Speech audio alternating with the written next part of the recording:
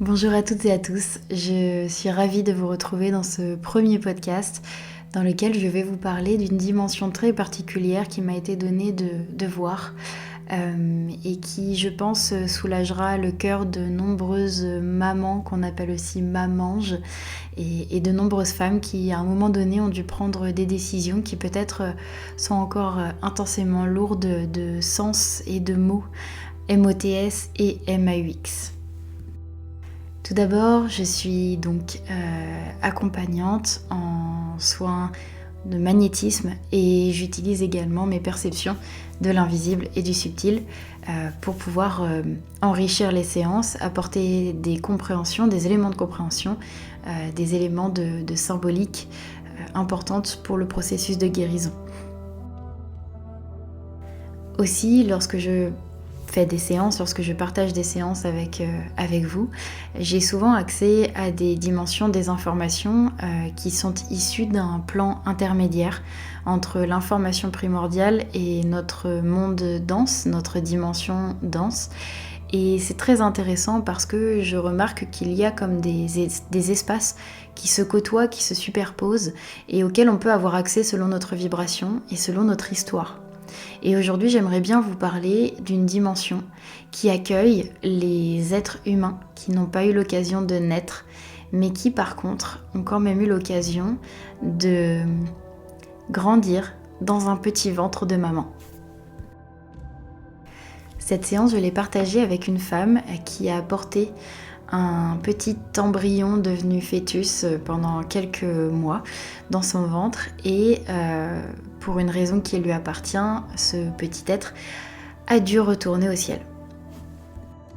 Que ce soit dans le cas de fausses couches, d'avortement ou de problèmes de conception, de malformation ou quoi que ce soit, c'est toujours un moment extrêmement difficile pour une femme. C'est toujours quelque chose qui n'est pas anodin dans notre propre histoire. Et je m'étais jamais vraiment posé la question de ce que devenaient ces petits êtres qui avaient choisi d'une certaine manière de presque venir sur Terre et puis de repartir prématurément.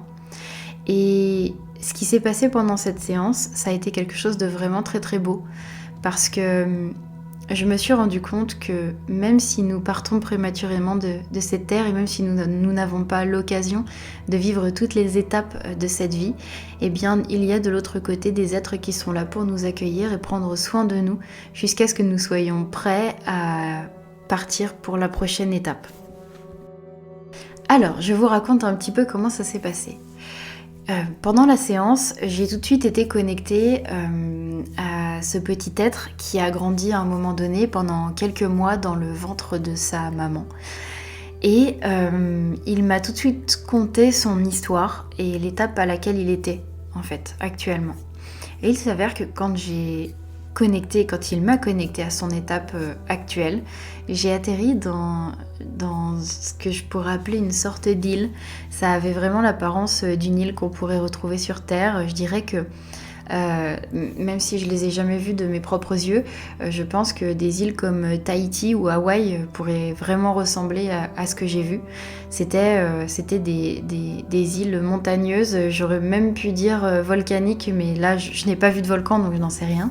Mais en tout cas des îles montagneuses avec beaucoup de végétation. Il y avait une vue sur une plaine d'eau, un océan, une mer, je sais pas exactement ce que c'était, mais en tout cas il y avait cette présence de l'eau qui était fondamentale et qui était magnifique également. Il y avait une lumière de coucher de soleil, ça arrive très souvent quand je me connecte à d'autres dimensions, qu'il y ait pas forcément ce plein soleil, comme si on était en plein midi. Vraiment, souvent, c'est plutôt des lumières de lever ou de coucher de soleil. Et cette petite âme m'a montré que dans cet endroit, sur cette île, étaient pratiqués des rituels de soins et des rituels funéraires pour ces petits êtres qui n'ont pas pu naître. Je ne connais pas assez bien les statuts juridiques qui permettent à un fœtus ou un enfant mort-né ou quoi que ce soit de devenir civilement reconnu.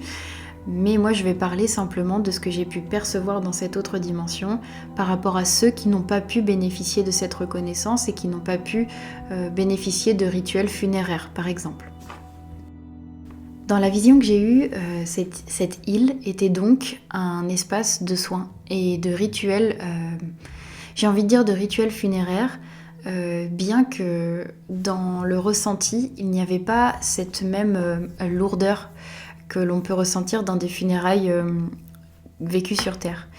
En fait, je suis arrivée et il y avait un groupe de femmes, de matriarches. C'était vraiment un groupe de matriarches dans le sens où elles avaient elles émanaient cette sagesse. Elles avaient toute la peau ridée, toutes les cheveux blancs quasiment.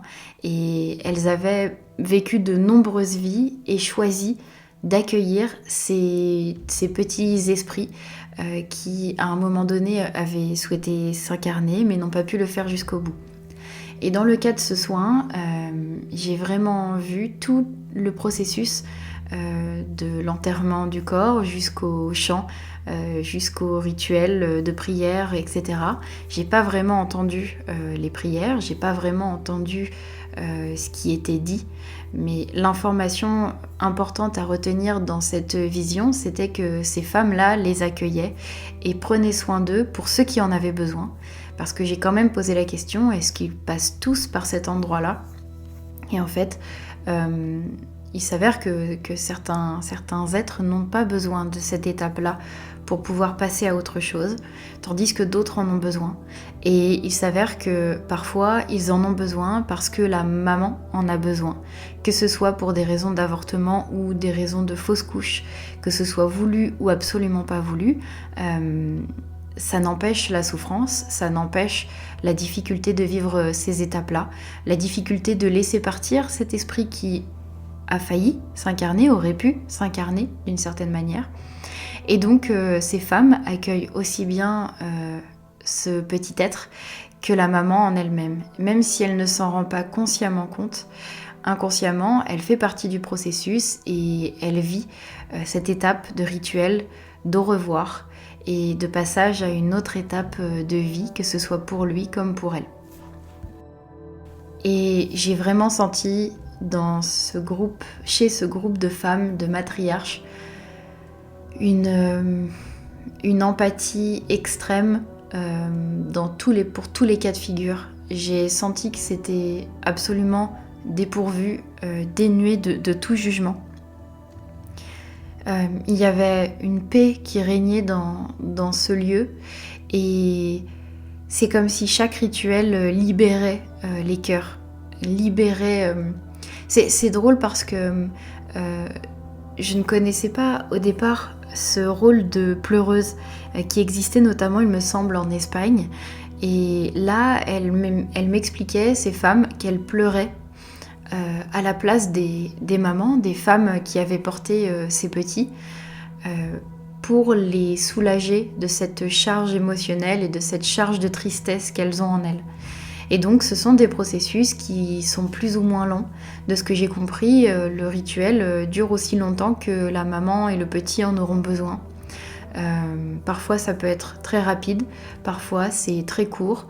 Je pense que c'est privilégié notamment pour les personnes qui sont, qui ont une certaine foi et un certain contact à tout ce qui est rituel, peu importe la religion, peu importe s'il y a une religion ou non. Mais je pense que c'est majoritairement effectué pour ces personnes-là, puisque c'est un besoin profond et puisqu'il y a un sens profond attribué à tout rite, tout rituel. En tout cas, j'avais vraiment envie de raconter ce petit passage, cet élément qui me paraît juste fabuleux, surtout quand on a pu porter à un moment donné un enfant, qu'il soit désiré ou non, et que d'une certaine manière il nous manque profondément, et que d'une certaine manière on aimerait savoir ce qu'il a pu devenir et de quelle manière on a pu prendre soin de lui.